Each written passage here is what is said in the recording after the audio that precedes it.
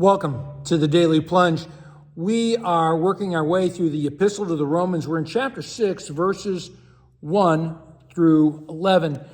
So after talking about how we have this incredible gift of God's grace that frees us from the trespasses that led to death, he asks the question, so what should we say? Should we go back to sinning some more because we got this free gift?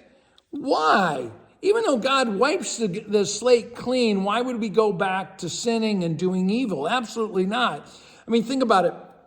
I mean, would you go back to being in bondage to destructive behaviors? Would you go back to, if you were addicted to drugs or alcohol, would you go back to that? I mean, if you had cancer and you were delivered from that disease and you're free of it, why would you want it back? And that's when we think like that, oh, now I'm free now, I can go back and sin some more.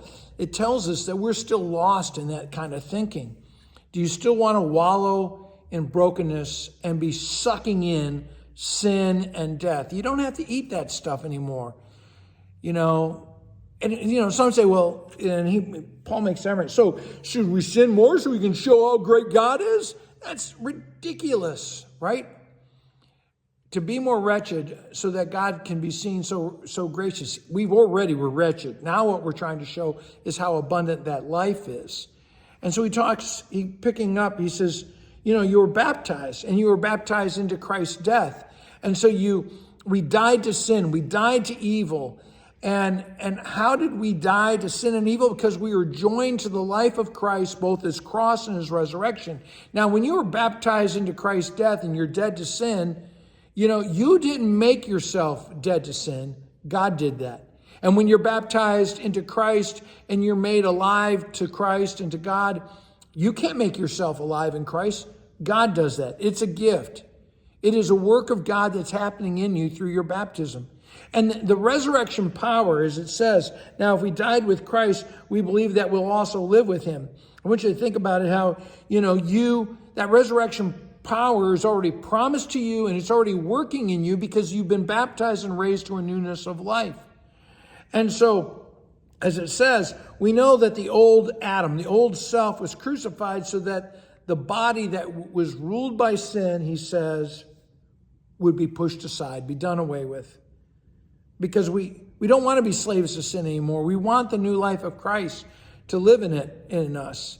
And so, no longer, we are not by faith so freed from sins that we can be idle or slack or careless, as though there's no longer any sin in us. Sin is there, it's present. But it's no longer reckoned for our condemnation and our eternal damnation, because faith is working in us, struggling against it. And so he says, the death he died to sin once and for all. And that's it, is that as Christ dies to sin, it's one and done. Therefore, we all have enough salvation that has been given to us to cover everything in our lives. And our baptism completes this. It's one and done.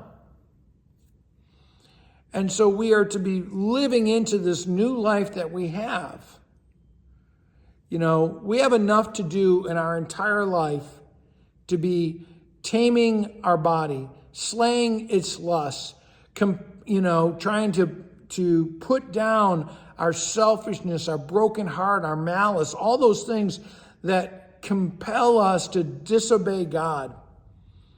And when we die to the old self and are raised in Christ, our baptism, we are entirely purified from sin, even if we're still struggling with it. And that's our joy, is to live into this new life,